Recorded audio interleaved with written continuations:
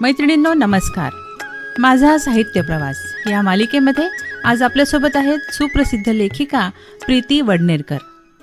मैत्रिणींनो, त्यांची जवळपास 14 पुस्तकं आतापर्यंत प्रकाशित झाली आहेत आणि त्यांच्या बऱ्याच पुस्तकांना राज्यस्तरीय उत्कृष्ट वाङ्मय पुरस्कारसुद्धा मिळाले आहेत. आज त्यांचा हाच साहित्य प्रवास आपण जाणून घेणार आहोत त्यांच्या शब्दात. तर त्यांचं स्वागत करूया. नमस्कार प्रीतीताई. नमस्कार स्वाती. नमस्कार. आकाशवाणीच्या स्टुडिओत तुमचं मनापासून स्वागत करते. धन्यवाद. धन्यवाद. तर प्रीतीताई, स्त्री ही मुळातच सृजनशील असते, बरोबर हो ना? तीच स्वतःमधील कला ओळखून आणि तिला पुढे नेत तुम्ही बरंच लिखाण केलं आहे. बरोबर. वृत्तपत्रांमध्ये स्तंभलेखन सुद्धा केलं आहे आणि अनेक पुस्तकं सुद्धा लिहिली आहेत. बरोबर. तर सुरुवातीला हे सांगा की तुम्हाला लिखाणाची आवड कधीपासून निर्माण झाली? आता तुम्ही जे एक पहिल्यांदा म्हणालात की माझा साहित्य प्रवास, तर खरं सांगायचं तर माझी साहित्यिक उंची एवढी अजून काही गाठली नाही असं मला तरी वाटतं अजून, कारण बराच मोठा पल्ला गाठायचा आहे. 14 पुस्तकं प्रकाशित झाली आहेत आणि बहुतांश पुस्तकातलं म्हणजे जे लेख आहेत ते मी वेळोवेळी वेगवेगळ्या वृत्तपत्रातून जे स्तंभलेखन केलं ना, त्याचं वर्गीकरण करून ते एकत्र अशी त्याची पुस्तकं तयार केली. अच्छा अच्छा. आता तुम्ही म्हणाल की म्हणजे पुस्तकाची, आता तुम्ही विचारलं की केव्हापासून तुम्हाला असं म्हणजे वाटायला लागलं लिहावं वगैरे, तर तसं वय काही सांगता येणार नाही, पण मला अगदी लहानपणापासून म्हणजे गोष्टी सांगायची खूप आवड होती. अच्छा. प्रचंडच म्हणा. आमच्या म्हणजे वाड्यातल्या बाळगोपाळांना त्यांचा कायम आग्रह असायचा की ताई गोष्ट सांग, ताई गोष्ट सांग. मग मी त्यांना विचारायची, तुम्हाला कुठली गोष्ट वाटते ऐकाविषयी?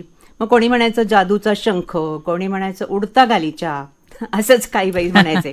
पण मी तुम्हाला सांगते की तिथल्या तिथे तिचं कथानक जुळवून त्यांना रंगवून रंगवून मी गोष्टी सांगायचे आणि सगळे रमून जायचे.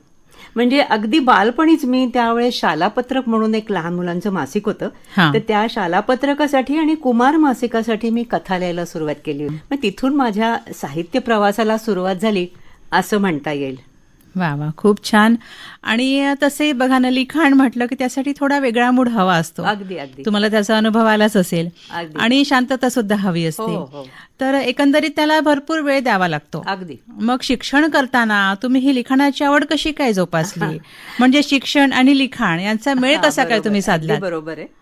काय लहानपणी मी सुरुवात केली हे खरं आहे, पण नंतर काय झालं, हायस्कूलमध्ये गेल्यावर अभ्यास वाढला, विषय वाढले, जबाबदाऱ्या वाढल्या, वेगवेगळे खेळ, गायन, अशा वेगवेगळ्या त्याला स्कोप होता, तर त्यामुळे लिखाणाकडे थोडंसं दुर्लक्ष झालं.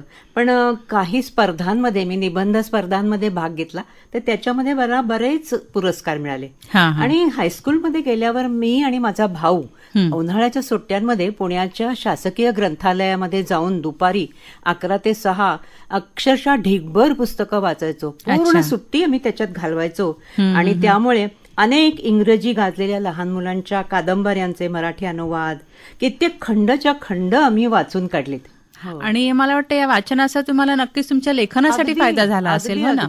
म्हणजे काय झालं की भाषा समृद्ध झाली. म्हणजे आपली एरवीची भाषा आणि ही लिखाणाची भाषा ती समृद्ध झाली. आणि दिशा, मांडणी, सुरुवात, शेवट कसं असावं असे महत्वाचे मुद्दे पण मला कळले. म्हणजे कुठलाही लेख लिहिताना सुरुवातीचा परिच्छेद अतिशय आकर्षक असायला हवा आणि शेवटी एखादं गाजलेलं किंवा स्वरचित काव्य असलं तर लेख अतिशय परिणामकारक होतो, हे त्या वाचनामुळे मला समजलं. खरंच खरंच खूप छान. आणि प्रीतीताई, तुम्हाला तुमची पुस्तकं प्रकाशित करावी असं केव्हा वाटलं? कारण की तुमचं लिखाण इतर वाचकांपर्यंत पोहोचावं, त्यांनी ते वाचन करावं, त्यातून तुमच्या मनातल्या भावना त्यांना कळाव्यात, या सगळ्या गोष्टी खूप महत्वाच्या असतात. तर तुम्ही पुस्तकं कधी छापलीत? तर त्याची गंमत अशी झाली की मी माझा BA अभ्यास चालू असतानाच माझं खूप लग्न लहानपणीच झालं, 19व्या वर्षीच झालं, मग मुलं आणि मग संसार, असा सगळा प्रवास सुरू झाला. पण तरी मी वेगवेगळ्या मासिकातून तेव्हा लेख, मुलाखती, कथा, प्रवास, वर्णनं अशी लिहितच होते. पण दरम्यान बऱ्याच गॅप नंतर मी पुण्याला वृत्तपत्र विद्या म्हणजे जर्नलिझमचा डिग्री कोर्सला मी प्रवेश घेतला, की बऱ्याच गॅप नंतर, कारण मला असं वाटलं की तो आवश्यक आहे म्हणून. आणि त्या कोर्समधून मला खूप आवश्यक आणि वेगळ्या प्रकारचं ज्ञान मिळालं. एक प्रगल्भता लाभली, मार्गदर्शन मिळालं. निरनिराळ्या वृत्तपत्रांचे संपादक आणि पुरवणी संपादक आम्हाला शिकवत असल्यामुळे त्याचा बराच फायदा झाला. आणि त्यानंतर मग तुम्ही वृत्तपत्रातून लिखाण सुरू अगदी केलं का? अगदी अगदी. कारण मला तो ते एक बाळकडूच मिळालं ना. हा, तो हा. कोर्स केल्यामुळे मला कसं झालं, ऍक्च्युअली काय असतं, तोपर्यंत वृत्तपत्रातले लेख कसे लिहितात याचं काही ज्ञान नव्हतं. हा, हा. पण पुण्याच्या रविवार सकाळ, साप्ताहिक सकाळ, केसरी, लोकसत्ता, महाराष्ट्र टाइम्स मधून हा. लिहायला मी सुरुवात केली, लेख अच्छा. लिहायला सुरुवात. आणि त्याच वेळी पुणे आकाशवाणीमध्ये मला निवेदिका म्हणून माझी निवड झाली. आपण मुलं लहान असल्यामुळे माझी जळगावला त्यांनी ती अपॉइंटमेंट दिली होती, हा. पण मुलं लहान असल्यामुळे मी जळगावला काही गेले नाही. आणि मग पुण्यामध्ये मी करार तत्वावरती अच्छा. अनाउन्सर निवेदिकेचं निवेदिका म्हणून काम केलं. काम करायला सुरुवात केली आणि हा, 20 हा. वर्ष जवळजवळ केली. हो का? आणि त्यातून मी वृत्तपत्रातून सुद्धा नोकरी करत होते, लेख लिहित होते, कथा लिहित होते आणि शिवाय हे पण करत होते, हा, हा, हा. म्हणजे जर्नालिझमचं ते लिहित होते. त्याचा मला खूप फायदा झाला. आणि वृत्तपत्रातून जवळजवळ 500 लेख माझे प्रसिद्ध झाले. तेव्हा मग मी निवडक लेखांचा असं संग्रह केला हा. आणि त्याची मग वेगवेगळ्या प्रकारची पुस्तकं काढली. अच्छा. पण त्यानंतर गमत अशी झाली की आम्ही नागपूरला आलो हा. पुण्याहून. आणि नागपूरला आल्यानंतर मग मी माझ्या प्रकाशनाला सुरुवात केली. हा. आणि मग नागपूरचे काही प्रकाशक, पुण्याचे काही प्रकाशक, अशी बरीच पुस्तकं झाली. आणि बऱ्याच पुस्तकांना राज्यस्तरीय उत्कृष्ट वाङ्मयीन पुरस्कार मिळाले. काही पुस्तकं शासकीय ग्रंथालयातही विराजमान झाली आहेत. आता लवकरच माझं 15वं पुस्तकही प्रकाशित होण्याच्या मार्गावर आहे. अच्छा. आणि निवेदिका म्हणून तुम्ही पुण्यामध्ये काम केलं, तर त्यामध्ये हो. तुमचा काही अनुभव आला असेल, कारण तुमच्या अगदी. लिखाणाचा तुम्हाला निवेदिका म्हणून खूप फायदा झाला असेल. खूपच खूपच. मग असा एखादा अनुभव सांगा ना. तर त्याच्यामध्ये काय झालं, मी काही सिरीज म्हणजे सिरीज घेतल्या, मालिका म्हणजे थोडक्यात. हा. तर त्याच्यामध्ये अनेक अत्याचार झालेल्या स्त्रियांचे प्रश्न, त्यांच्या समस्या यांना तोंड फोडणारी अशी मालिका होती. आणि त्यांच्यावर जे अत्याचार झाले होते, तर मग ती मालिका करताना मला लक्षात आलं की अरे, अशा समाजात खूप स्त्रिया आहेत की ज्यांच्यावर अतिशय अत्याचार होत आहेत, कौटुंबिक असो हिंसाचार, सामाजिक असो, अजून कुठे. तर त्या मग मला असं जाणवलं की यांना प्रश्न म्हणजे यांना वाचा फोडायची अतिशय आवश्यकता आहे. हा, हा. म्हणून मी मग ते लिखाणही सुरू केलं. म्हणजे ती मालिका झाल्यानंतर ते लक्षात आलं की हे, त्याच्यावर मग लिखाण सुरू केलं. त्याची पुस्तकंही छापली. मग त्याच्यावर त्यांनी काय उपाय करावे, वकिलाकडे कसं जावं वगैरे, असं पुष्कळ मार्ग सुचवले. आणि अशा स्त्रियांची मुलाखती घेऊन त्यांचे प्रश्न जगासमोर मांडले. हा, आणि हा. त्याच्यातून सामाजिक जागृती झाली. खूप छान. असं झालं. आणि भरकटलेल्या तरुण तरुणींचे प्रश्न होते, त्याच्यावर उपाय. घराघरातले प्रश्न होते, गृहिणींचे ताणतणाव होते, परदेशातल्या भारतीय स्त्रियांच्या समस्या होत्या, शेतकरी महिला, तळागाळातल्या महिला, सेल्स गर्ल्स आणि अशाच कित्येक महिला यांचे प्रश्न मी धसाला लावले आणि पुस्तकातूनही ते मांडले. अच्छा, म्हणजे अनेक अशा सामाजिक समस्यांना तुम्ही वाचा अगदी, फोडली अगदी. आणि ती तळागाळच्या लोकांपर्यंत ती पोहोचली. हो हो हो. म्हणजे आता आमच्या मोलकर्णीची मुलगी जी होती, तर तिला अक्षरशः त्यांनी हुंड्यासाठी जाळलं. आणि तिने खूप माझ्याकडे रडली वगैरे. पण मग मी हे पेपरमध्ये लिहिलं आणि त्याच्यावर मग ऍक्शन घेतली गेली. आणि तिच्या सासू सासरे ते पोलीसमध्ये होते, पण तरी त्यांना शिक्षा झाली. कारण मग हे त्याला वाचा फोडल्यामुळे कळलं लोकांना की असं झालंय. नाहीतर ते लपून ठेवत होते. पण त्याला वाचा फुटली आणि त्यांना म्हणजे तिला तुरुंगवास झाला, अटक झाली वगैरे असं. खरंच खूप छान प्रीतीताई. म्हणजे एकंदरीतच ज्या समाजामध्ये आपल्या समस्या आहे, हो. त्यांना प्रखर वाचा आपण फोडू शकतो ते आपल्या लिखाणातून. अगदी अगदी. हो ना. हो. आकाशवाणीचं एक मोठं माध्यम हो. आहे, तसंच लिखाणाचं पण एक मोठं माध्यम आहे. हो. आणि चित्रपटाचंही आहे. तर माझे वडील चित्रपट लेखक, निर्माता आणि गीतकार, वितरक होते, अण्णासाहेब देऊळगावकर. त्यांनी 25 चित्रपट लिहिले. अच्छा, आणि अच्छा. त्यांना खूप पुरस्कार मिळाले या अच्छा. क्षेत्रामध्ये. पण त्यांच्याकडूनही आम्हाला हा वारसा मिळाला खरंच आहे, खूप लिखाणाचा. छान. त्यांचं मार्गदर्शन पण अगदी, तुम्हाला अगदी. नक्कीच मिळालं अगदी, असेल. अगदी. आणि प्रीतीताई, तुम्ही नागपूर आकाशवाणीवरती जगणं करूया सोपं ही एक मालिका खूप गाजली होती हो, त्यावेळी. हो, अगदी, त्याचं अगदी. लिखाण तुम्ही केलं होतं आणि हो. खूप सुंदर लिखाण आणि श्रोत्यांना खूप आवडली होती ती बरोबर मालिका. आहे, धन्यवाद, तर धन्यवाद. त्याबद्दल तुम्ही काय सांगू शकाल? हा, त्याच्यात पण मी काय केलं होतं की जगणे करूया सोपे म्हणजे अनेक महिला ज्या अगदी हताश होतात हा. की ज्यांच्यावर अन्याय अत्याचार झाले की आता याच्यातून काय करावं, आता आत्महत्येशिवाय दुसरा उपाय नाही, अशा हताश झालेल्या महिलांच्या त्या खऱ्या कहाण्या होत्या. पण मग त्यांना असं मी मार्ग दाखवला की तुम्ही हताश होऊ नका, याच्यातून मार्ग कसा काढता येईल.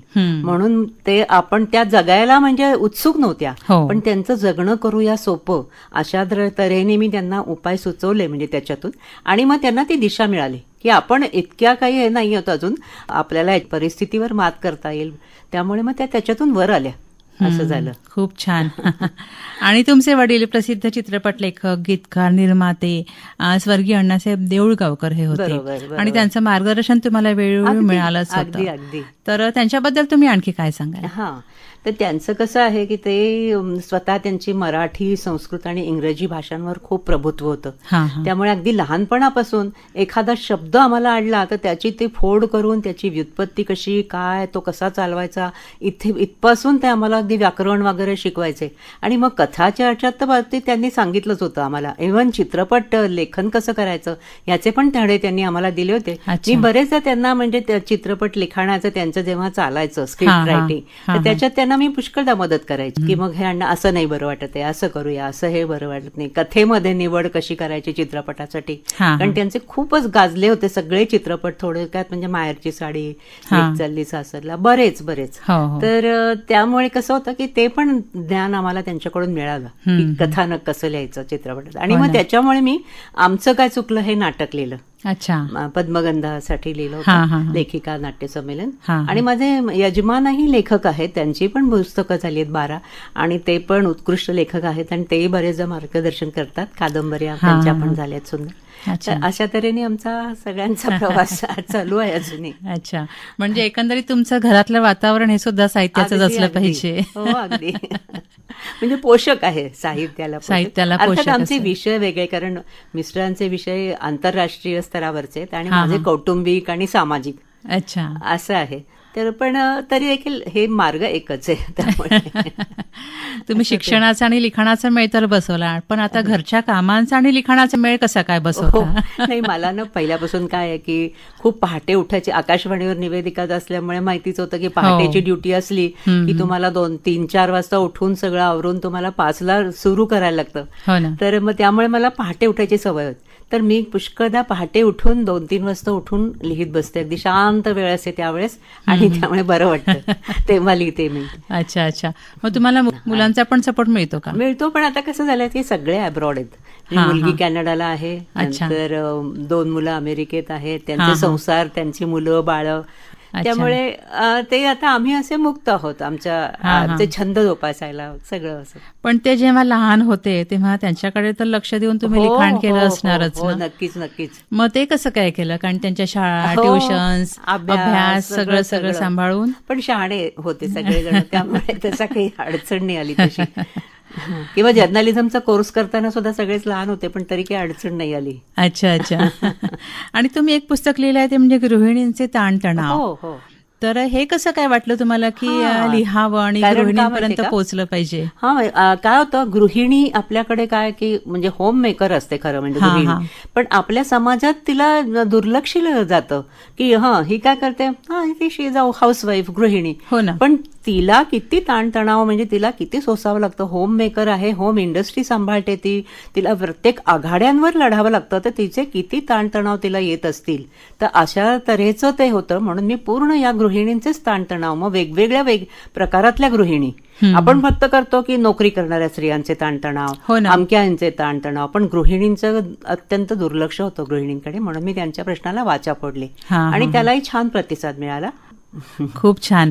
आणि आतापर्यंत तुमचे कोणते कोणते पुस्तकं प्रकाशित झाले? पुस्तकं तशी म्हटलं तर 14 पुस्तकं झालेली आहेत. आता सगळ्यांची नावं सांगायची तर कहाणी स्त्री जन्माची, आणि पुष्कळ म्हणजे याच्यातलं खरं या खऱ्या कहाण्यात. अच्छा. विस्तवाचं वास्तव, प्रश्न घराघरातले, जगणे करूया सोपे, संसाराच्या वाटे बोचरे काटे, गृहिणींचे ताणतणाव, मग काही बालवाङ्मय पण आहे, बंडखोर बंड्या, देशोदेशीच्या लोककथा, सुरस गोष्टी. नंतर माया बाजार हे माझ्या वडिलांचं चरित्र आहे, याला बरेच पुरस्कार मिळाले. आणि लख लख चंदेरी हे पण त्या वडिलांच्या वरतीच आहे. मर्मस्पर्शी हे कथासंग्रह आहे, आणि मधुरा ही एक कादंबरी आहे, अशीच सामाजिक कादंबरी. एका स्त्रीचं अत्यंत जीवन हलाखीचं, त्याच्यातून ती कशी मात करते अशी कादंबरी आहे. त्यामुळे चरित्र, समस्या, बालवाङ्मय, कादंबरी असा सर्व विषय मी हाताळले आहे. आता कहाणी स्त्री जन्माची ही जे मी पुस्तक लिहिलं, तर तरुण भारत मध्ये मी याची ही सिरीज चालू होती, मालिका चालवली होती. तर जवळजवळ 32 का 35 पुस्तक भागात हे झाले. आणि अशा मला वेगवेगळ्या ठिकाणी, म्हणजे ही जेव्हा मी सुरुवात केली तर त्या बँकेमध्ये गेलो आपण, कुठे अजून काही आपण मॉलमध्ये गेलो, काही किराणामध्ये गेलो, कुठे जिथे मला काही याच्या स्त्रिया भेटत होत्या तर त्यांना माहिती होतं की मी लिहिते म्हणून. तर त्या माझ्या घरी येऊन मला सांगायच्या सगळं, अगदी अक्षरशः रडायच्या की ताई असं असं मला त्रास आहे आणि मग काय करू वगैरे असं. तर मग म्हणजे मला अगदी आधी असं, म्हणजे तेव्हा मी सुरुवात नव्हती केली लिखाणाला, पण ह्यांचं मला इतकं मनाला भिडलं, म्हणजे ह्या सगळ्यांच्या समस्या, की मी बोलले पण की त्यांना म्हटलं अशी अशी आवश्यकता आहे यांना वाचा फोडण्याची. तर त्यांनी सांगितलं म्हणे तुम्ही सुरुवात करा म्हणून. तर मग मी सुरुवात केली आणि त्याच्यावरती जवळजवळ ते 32 कथा झाल्या आणि लोकांना म्हणजे इतकं त्या आवडल्या की फीडबॅक खूप मिळाला त्याला. आणि म्हणून खूप छान मिळाला. आणि ते ठरलेला कॉलम होता तो, जवळजवळ एक हाफ पेज माझं ठरलेलं असायचं आणि त्याच्यात छान मिळालं. तर अशा तऱ्हेने मी वेगवेगळ्या ह्या एक एक पुस्तकं काढलं. तर विस्तवाचं वास्तव म्हणून आहे, तर त्याच्यात सगळ्या वास्तविक लेख आहेत ते. तर त्याच्यात शेतकऱ्यांच्या बायकांच्या समस्या तिथपासून, म्हणजे मी तिथे गेले अशी. आणि आम्हाला त्या जर्नलिझम मध्ये शिकवतात ना की प्रत्यक्ष जाऊन मुलाखती घ्यायच्या, मग 10-12 बायकांच्या घ्यायच्या, मग त्यांचं काय त्यांना आहेत समस्या, आणि मग कन्क्लुजन काढायचं याच्यावर. असं असल्यामुळे मी तसे त्यांच्या तिथे जाऊन प्रत्येक वेळेस मुलाखती घेऊन मग त्याचं असं लेख तयार करायचा. असं आम्हाला ते जर्नलिझम मध्ये शिकवल्यामुळे मी तसं करत होते. त्यामुळे मग जास्त अशी लोकांशी ओळखी, म्हणजे मला लेखिका काकू असंच म्हणायचे सगळेजण. आणि मोलकरणींमध्ये सुद्धा काहीही आता झालं ना तर त्या माझ्याकडे येतात अजूनही की असं असं आहे ताई, आता मग याच्यात काय करू, अमकं काय करू वगैरे असं विचारतात. कारण त्यांना विश्वास वाटतो की आपल्याला काहीतरी मार्ग दाखवतील म्हणून. खरंच आहे. म्हणजे तुमच्या लिखाणाचा विषय एक म्हणून असा नव्हता, वेगवेगळ्या विषयांवर तुम्ही लिखाण केलं. अगदी अगदी, म्हणजे सगळे साहित्यिक प्रकार. आणि मुलाखती पण इकडे पुण्याला असताना अत्यंत मोठे मोठे उद्योगपती आणि त्यांच्या, म्हणजे आता मी त्यावेळेस त्या उद्योगपती आपल्याला दिसतात की बापरे हे तर काय राजेशाही थाटात राहतात आणि एवढं त्यांचं, मग त्यांची बायको किती याच्यात राहत असेल, म्हणजे राणीसारखी वगैरे. म्हणून मी त्यांच्या घरी जाऊन त्या दोघांच्या मुलाखती घेतल्या. मग ते कळलं की त्या काही राणीसारख्या वगैरे नाही, आपल्यासारख्याच त्या सामान्य असतात. पण एवढंच की त्यांना त्या म्हणाल्या की आम्हाला तर नवऱ्याची आमची भेटच होत नाही, कारण ते इतके उद्योगपती वेगवेगळ्या याच्यात गुंतलेले असतात की महिन्यातून एखाद वेळेस केव्हा तरी भेट होते, अशी त्यांची परिस्थिती असते. या गोष्टी कळल्या मला. आणि बालवाङ्मय पण तुम्ही भरपूर प्रमाणात लिहिलेलं आहे. बालवाङ्मय आणि आकाशवाणीवरती, पुणे आकाशवाणीवरती जो बालोद्यान म्हणून असायचं, तर त्याच्यात मी लहान मुलांची एकत्र नाटकं बसवून अशी केली आहेत. नंतर गाणी. अजून एक सांगायचं राहिलं की जसं मी ते आमचं काय चुकलं नाटक केलं, धमाल गाणी कमाल गाणी म्हणून लहान मुलांची एक वेगळी गाणी, म्हणजे कॉम्प्युटर तसे वेगळी, म्हणजे ती ठराविक चिवकावची न घेता अशी वेगवेगळी गाणी केली आणि ती मी स्वतः रचली आणि मुलांकडून गाऊन घेऊन त्याचा अल्बम केला. आणि त्याच्यावरती डान्स वगैरे बसवून एक मोठा बालदिनाच्या दिवशी कार्यक्रम केला होता. खूपच छान. आणि तुम्ही दिवाळी अंकातून पण बरंच लिखाण केलेलं आहे. दिवाळी अंकांमध्ये. आणि म्हणजे ते आता काय झालं, ते मागवतातच की अमक्या वेळेस दिवाळी अंक आहे, मी तर काय देताय दिवाळी अंकासाठी, असं. तर असं असतं का लिखाणाचं की जेव्हा आठवलं त्यावेळेस लिहून घेतलं तर ठीक, नाही तर मग ते विसरून जातो, असं होत असेल? पुष्कळदा. आणि हे पण होतं की आता काही आपण जेव्हा पुस्तक काढतो काही असं, तर त्याला शीर्षक द्यायचं असतं, तर आपण ते कधी कधी विचार करतो आणि कधी आपल्याला असं म्हणजे रात्री असं वाटतं की अरे हे शीर्षक चांगलं आहे, हे शीर्षक चांगलं आहे, पण लिहायचं विसरून जातो. मग खूप आठवण तरी आठवत नाही की अरे कुठलं आपण निवडलं होतं, असं होतं.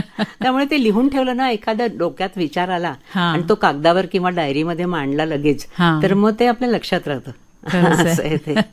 आणि प्रीती, ते सृजनशील मन म्हटलं की काहीतरी नवनिर्मिती सुरूच राहते. मग तुमच्या मनामध्ये पण असं काही ना काही सुरूच असतं का, लिखाणाचे विचार किंवा काय लिहायचं काय नाही? तेच आता म्हणजे मला मध्ये असंच बांधकाम चाललेलं होतं एका ठिकाणी, तिथल्या त्या बायका ज्या अशा घमेली घेऊन जातात आणि त्यांची मुलं अशी याच्यावरती खेळत असतात, त्या वाळूवरती याच्यात दगडामध्ये, आणि अशी म्हणजे बरबटलेली अशी असतात. तर मग मला नेहमी असं वाटायचं की ह्यांच्या मुलांचं कोणीतरी असा पत्कर घ्यायला पाहिजे. तर मग मी थोडंसं सर्च केलं, तर म्हणजे शोधलं मी, तर मला एक कळलं की एक संस्था अशी आहे की ह्या मुलांच्यासाठी, जे बांधकामावर काम करणाऱ्या बायकांच्या मुलांसाठी पाळणाघर चालवतात. तर ते मला खूप आवडलं तो विषय. तर अच्छा. म्हटलं आता याच्यावर आपण एक लिहून काढायला हवंय, हा, असा हा. माझ्या मनात विषय आला. आणि तुमचं शिक्षण तर पॉलिटिकल सायन्स मध्ये झालेलं आहे. हो, अगदी. आणि तुम्ही एकदम वयाला- विरुद्ध. आणि त्यावेळेस ना काय असायचं माहितीये का, ते वय असं असायचं की मैत्रिणींच्या आपण याच्यात इतके नादात असायचो हा. की मला मराठी आवडत असून मी आमच्या त्या मैत्रिणींच्या ग्रुपमध्ये म्हटलं, अगं मला मराठी घ्यायचंय. तर म्हणे, अगं कशाला मराठी घेतेस, किती पुस्तकं वाचायला लागतात, पॉलिटिकल सायन्सला फक्त एकच पुस्तक असतं. म्हणून मग म्हणजे त्या मैत्रिणींच्या नादाने.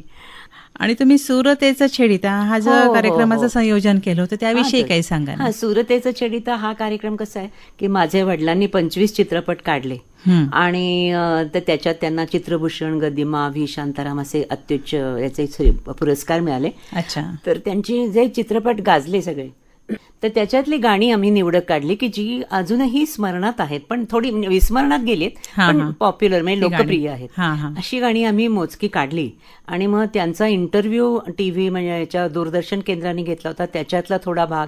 नंतर त्यांनी ज्यांना ज्यांना स्कोप दिला म्हणजे महेश कोठारे, अलका कुबल, नितीश भारद्वाज, लक्ष्मीकांत बेर्डे या सगळ्यांच्या मुलाखती घेऊन तो एक छोटासा सेक्शन असं ऑडिओ व्हिज्युअल असा आम्ही तो कार्यक्रम करतो.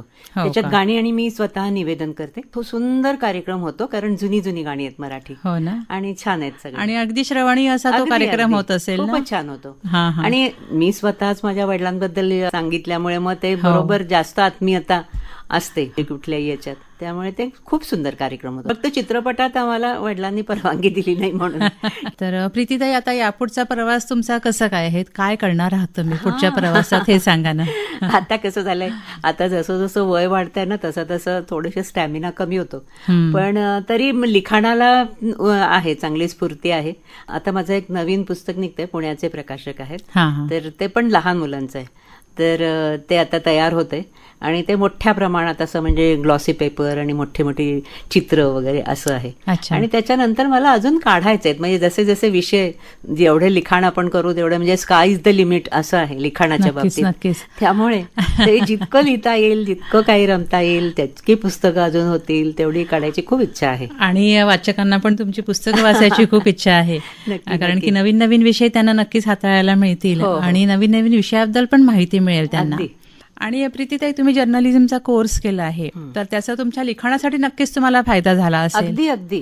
आणि तिथे काय असायचं माहितीये का, जर्नलिझमला हे तर विषय सगळेच असायचे, म्हणजे हिस्ट्री ऑफ जर्नलिझम आणि हे तर सगळे होतेच, पण तिथे काय करायचं, आम्हाला प्रॅक्टिकल नॉलेज पुष्कळ मिळालं. हा. म्हणजे दर आठवड्याला ते दोघांची नियुक्ती करायचे की या आठवड्यात या दोघांनी वृत्तपत्र काढायचं. आणि वृत्तपत्र विद्या नावाचं आम्हाला तिथे एक 4 पानाचं टॅब्लॉइड साईजमध्ये वृत्तपत्र तयार करावं लागायचं, अच्छा. म्हणजे छापून घ्यावं लागायचं. हम्म. पण मग त्याच्यामध्ये काय विषय घ्यायचे, मग इतकं अगदी मोजून मापून, म्हणजे त्याच्यामध्ये वरचं काय आहे, कॉलम किती सोडायचे, मग पहिल्या पानावर काय, दुसऱ्या पानावर तिसरं आणि चौथं, असं ते कोणाला किती महत्व द्यायचं. मग फोटो जरी घेतले आपण, आता आपण असं आहे की visit to Raja Kelkar museum असा विषय होता, तर त्याच्यामध्ये काय असायचं की फोटो घ्यायचो आपण, म्हणजे घेतो आपण, तर मग ते फोटो सुद्धा कुठल्या अँगलने लावायचे वृत्तपत्रात, की त्यांचं मग चेहरा इकडे आहे तर ते असं पाहिजे असं पाहिजे. नंतर बातम्या कशा तयार करायच्या, मुख्य की पहिल्यांदी कसं की एखादं समजा काही दुर्घटना घडली आहे थोडक्यात मध्ये, की बसचा ऍक्सिडेंट झाला तर ते मिसहॅप, तर मग पहिल्या पॅरेग्राफमध्ये फक्त ते काय झालेलं आहे ते लिहायचं. मग दुसऱ्यानंतर ह्याच्यामध्ये सगळं वर्णन की कसं झालं होतं, काय झालं होतं, का कुठली बस आहे, कुठे कोण चालली होती, काय झालं. मग शेवटी त्याचं सगळं कन्क्लुजन की अशा तऱ्हेने सगळ्यांनी खबरदारी घ्यायला पाहिजे. तर त्यामुळे हे लेख हा प्रकार म्हणजे काय असतो, की वृत्तपत्रातलं लिखाण कसं असावं किंवा बातम्या कशा असाव्यात, ह्याची पूर्ण म्हणजे कल्पना आली आम्हाला. आणि शिकवणारे सगळे संपादक असल्यामुळे त्यांचं इतकं म्हणजे व्यवस्थित ज्ञान सगळं मिळालं. ते अगदी छान, अगदी म्हणजे मनापासून शिकवायचे आणि आम्ही पण मनापासून म्हणजे आवड असल्यामुळे शिकायचो. आणि गंमत म्हणजे काय झालं, मी बऱ्याच वर्षानंतर गॅप नंतर मी ते जर्नलिझम कोर्स जॉईन केला, तर सगळ्या मुली लहान लहान होत्या त्याच्यात, नुकत्याच ग्रॅज्युएट झालेल्या, आणि मी एकटीच की माझी एवढी मोठी मुलं वगैरे. तर मला आधी असं वाटायचं, म्हटलं कसं काय आपण करणार आहोत वगैरे. तर सरांनी पण आम्हाला इंटरव्ह्यूमध्ये विचारलं होतं की तुम्ही करणार आहात का नक्की, म्हटलं हो नक्की करणार आहे, नाही तर पहा खूप वेटिंगमध्ये आहे आहे, तुमचं सिलेक्शन झालंय, तुम्ही उत्तीर्ण झालंय. म्हटलं नाही, मी करणार आहे नक्की. पण मला असं आधी पहिल्यांदा अवघड वाटायचं की आपण एवढ्या मोठ्या आणि आता हे सगळे लहान लहान. पण काही नाही, ते एकदा शिकायला लागल्यावर मग काही हळूहळू ते समजत गेलं. असं सगळी गंमत झाली. ज्या काही नवीन लेखिका आहेत, ज्यांना लिहायची इच्छा आहे, ज्यांना काही लिखाणाची इच्छा आहे, पण लिहू शकत नाहीयेत, तर त्यांना तुम्ही काय मार्गदर्शन कराल? त्यांनी आता पुष्कळदा काय आहे की आधी आपण विषय एखादा निवडला की कशावर लिहायचंय, तर त्या विषयाची थोडीशी ओळख, म्हणजे त्या आता आपण म्हणतो ना, आटपाट नगर होतं असं पूर्वी असायचं, आणि त्याला एक ब्राह्मण राहत होता, त्याला 7 कन्या होत्या, तर ते आपण थोडीशी विषयाची ओळख करून दिली की मग पुढे काय घडणार आहे, तर तशी ती उत्सुकता ताणली गेली पाहिजे की आता काय होणार, आता काय होणार, मग असं झालं, मग काय होतंय, आणि मग शेवट तुमचं कन्क्लुजन तिथे मग असं झालं आणि मग हे सगळं छान झालं. आपण म्हणजे ते शेवट गोड म्हणतो ना. आणि त्याची गंमत म्हणजे कसं आहे की आता आपण इथे आपण म्हणतो अशी गोष्ट वगैरे, पण आता माझी नातवंड वगैरे सगळी तिकडची फॉरेनला आहेत, तर त्यांना जेव्हा मी काही गोष्टी सांगायला लागते तर तेव्हा ते म्हणतात की अशी साधी काय गोष्ट, म्हणे तो असा जो हिरो आहे तो असं मोटरसायकलवरून नायगारा फॉलवरून असा चाललाय, असं ऍडव्हेंचरच पाहिजे. त्यांना ते अशी लहान हल्लीच्या मुलांच्या ऍडव्हेंचर खूप कल्पना वेगळ्या आहेत, त्यामुळे आपल्या गोष्टी त्यांना खूप सपक वाटतात की हे काय, ह्याच्यामध्ये तर अगदी हे नाही. आणि एखाद्या वेळेस असंच म्हणजे मुलांना, मी माझ्या मुलांना जेव्हा गोष्टी सांगायचे तर तेव्हा त्यांना सांगता सांगता म्हणायचे ना की कंटाळा आला असा, मग आला आणि मग सगळं छान झालंच गोष्ट, ही काहीतरी काय, ही अशी गोष्ट असते का. त्यांना कळतं की गोष्टी खूप अडचणी यायला पाहिजेत, मग त्या सोडवायच्या, ही गोष्ट असते, असं त्यांना म्हणजे कळायला लागलं सगळं. अशी मजा होते खूप. नक्कीच. आणि प्रीतीताई, आपण म्हणतो की भाषा समृद्ध असली पाहिजे, त्यामुळे लिखाण सहजतेने करू शकतो. अगदी अगदी. पण आज जी पिढी आली आहे, त्यांचं कॉन्व्हेंटमध्ये शिक्षण असतं लहानपणापासून, तर इंग्लिश मीडियममध्ये शिक्षण असल्यामुळे त्यांना मराठीचा गंधही नसतो. तर त्यासाठी मग आपण काय करू शकतो हे सांगा ना. नाही, त्यांना ना थोडंसं मराठीचं ज्ञान देणं आवश्यक आहे असं वाटतं. आता आम्ही सुद्धा जातो ना, तर आम्ही ते जरी त्या इंग्लिशमध्ये बोलत असलं तरी आम्ही त्यांच्याशी मुद्दामून मराठीत बोलतो की हे की असं हे का, मग ते बरोबर त्याच्यात म्हटलं मराठीत उत्तर द्यायचंय तुम्ही, हळूहळू हळूहळू त्यांना मराठीत. आणि मग त्यांच्या पालकांनी त्यांना जर ह्या आपल्या गोष्टी अशा वाचून दाखवल्या तर त्यांना ते कळेल. म्हणजे त्यांना मराठी कळत नाही असं नाही, कळतं, पण कसं आहे की बोलता येत नाही किंवा लिहिता येत नाही. पण हे बघताना आवडतं त्यांना. मराठी पिक्चर वगैरे जरी बघितले ना, असे विनोदी पिक्चर, तर ते एन्जॉय करतात, म्हणजे ते अगदी त्याला दाद देतात, म्हणजे त्यांना मराठी कळतं. पण सुधारणा त्यांची जर व्हायची असेल तर आई वडिलांनी ते कष्ट घेणं भाग आहे त्याच्यासाठी, म्हणजे असं मला तरी वाटतं. आणि आज वाचन संस्कृती कमी झालेली आहे. हल्ली तर हे पुस्तकं घेऊन वाचणं हेच आता संकल्पना नष्ट होते हळूहळू. म्हणजे ई बुक्स किंवा पॉडकास्ट किंवा ह्याच्यावरती जास्त भर आहे. आणि म्हणजे आता तेवढाही वेळ नाही लोकांच्याकडे की तेवढंच नुसतं तिथे ऐकलं असं घेऊन कोणी वाचत बसलाय असं पुष्कळ कमी दिसतं. पण मला वाटते घरामध्ये आईवडिलांनी मुलांना असे संस्कार करायला पाहिजेत, कारण जेवढं वाचू आपण तेवढी आपली भाषा समृद्ध होईल. आणि त्यामुळेच नक्कीच तुमच्यासारखे लेखक लेखिका पुढे भविष्यात निर्माण होतील. की आपल्या सगळ्या मैत्रिणींना तुम्हाला तुमच्याकडून नक्कीच स्फूर्ती मिळणार आहे. नाही, आणि खरं ना थोडं सगळ्यांनी लिहायला पाहिजे. दिसामाशी रोज लिहावे म्हणतात ना, तसं थोडंसं तरी काहीतरी एखादं लिहावं आपल्या. मग आपोआप मी तर खूप जणांना सांगते की तुला जे अनुभव आले, एखाद्या मैत्रिणीला सांगते की तू आतापर्यंत जे आयुष्य काढलं ते लिहून काढ. मग त्याच्यामध्ये आपल्याला लिहिता लिहिता आपण इतके रमून जातो आणि मग आपल्याला आठवतं की अरे यावेळेस असं झालं होतं, त्यावेळेस असं झालं होतं, आपोआप रंगून जातात असं. खरंच खूप छान वाटलं तुमच्याशी बोलून. तर आता जाता जाता आमच्या मैत्रिणींना आणखी काय सांगू शकाल तुम्ही तुमच्या एकंदर प्रवासाविषयी? लिखाण म्हणजे काय होतं माहितीये का, काही लोकांना असं वाटतं की लिखाण म्हणजे खूप सोपं असतं, पण तसं नाहीये. आता मी सुद्धा पहिल्यांदा जेव्हा सुरुवात केली लिहायला, तर त्यावेळेस मी पहिले काही मोठे मोठे लेख होते, तर मी ते परत परत तपासायचे की अरे हे बरं आहे का. तर मग मी काय करायची, त्याला सिक्वेन्स द्यायची की पॅरेग्राफ नंबर 1, मग त्याच्यानंतर असं वाटतं की हा पॅरेग्राफ नकोय, मग हा नंबर 2 दुसरा पॅरेग्राफ असं घ्यायचं, असे सिक्वेन्स देऊन. आणि मग ते असं वाटायचं नाही अजून बदल पाहिजे, अजून बदल पाहिजे. आणि मग शेवटी म्हणजे 2दा-3दा लिहून काढल्यावर असं वाटायचं की आता परफेक्ट झालंय लिखाण. मग तो आपलं म्हणजे समाधान होतं मनाचं की आता हा लेख छान वाटतोय. तर त्यामुळे असे कष्ट घ्यायला पाहिजे थोडेसे, आणि तेच नंबर 2 नंबर 1 असं सिक्वेन्स घेऊन ते लिहायला पाहिजे.